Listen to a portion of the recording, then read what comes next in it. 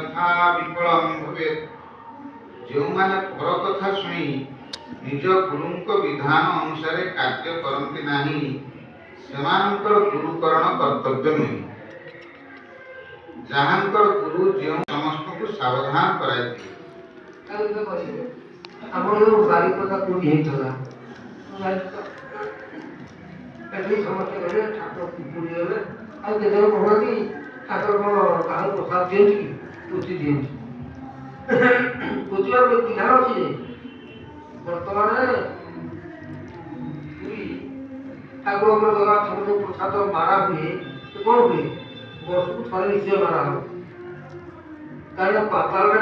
ବଳି ଅଛି ଯେ ଚାହିଁଛି ଯେ ସେ ପ୍ରଭୁଙ୍କ ପ୍ରସାଦରେ ପାଇବା ପାଇଁ କିନ୍ତୁ ପୋତା ହେଲେ ବଳି ପାଇବ ସେ ପ୍ରସାଦ ତେଣୁ ପ୍ରସାଦ ମାରା ହେଇଗଲେ ବା ଭୋଗ ମାରା ହେଇଗଲେ ତା ପୋତା ହେବା କଥା ତାକୁ ଆଉ କାହାକୁ ଦେବା କଥା ନୁହେଁ ଖାଇବା କଥା ନୁହେଁ ହେଉଛି କଥା। ମାରାଟା କ'ଣ ମାରାର ଅର୍ଥଟା କ'ଣ? ମାରା ଅର୍ଥ ହେଉଛି ଗୋଟେ ଉଦାହରଣ କହୁଛି ଦିଦିମାତ୍ରରେ ଆଣିଥିଲେ ଭଲ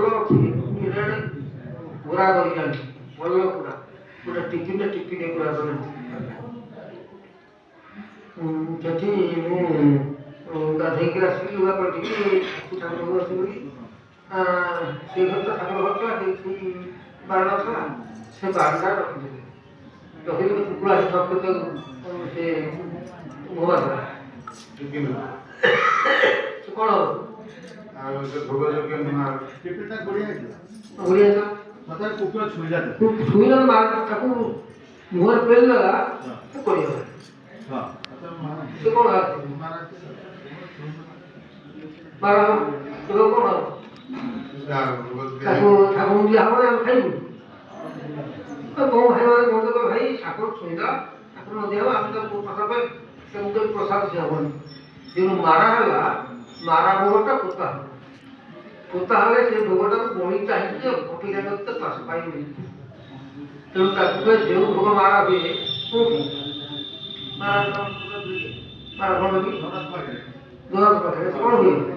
ପୋତା ହୁଏନି ଆଉ ଯେଉଁମାନେ ଜାଣିନାହାନ୍ତି କିଛି ସେମାନେ କହିବେ ତମେ ଅମକର ସମକର ଥଟ୍ଟା କରିବା ପାଇଁ ପଢ଼ିବା ପାଇଁ ଲୋକଙ୍କୁ ବିଜୁପ କରିବା ପାଇଁ ମୁଁ ବହୁତ ଅଛି ତାଙ୍କର କେମିତି ଜ୍ଞାନୀ କରି ମଧ୍ୟ ଥଟ୍ଟା ବିଦ୍ୟୁତ କଥା ଶୁଣି କାହାରେ କେବେ ଭଳି ଯାଆନା ଗୁରୁ ସର୍ବବ୍ୟାପୀ ସଶକ୍ତିମାନ ତାଙ୍କର ବିଶ୍ୱାସ କର ବିଶ୍ୱାସ କରି ଚଳ ନାହିଁ। ଯେଉଁମାନେ ପର କଥା ଶୁଣି ନିଜ ଗୁରୁଙ୍କ ବିଧାନ ଅନୁସାରେ କାର୍ଯ୍ୟ କରନ୍ତି ନାହିଁ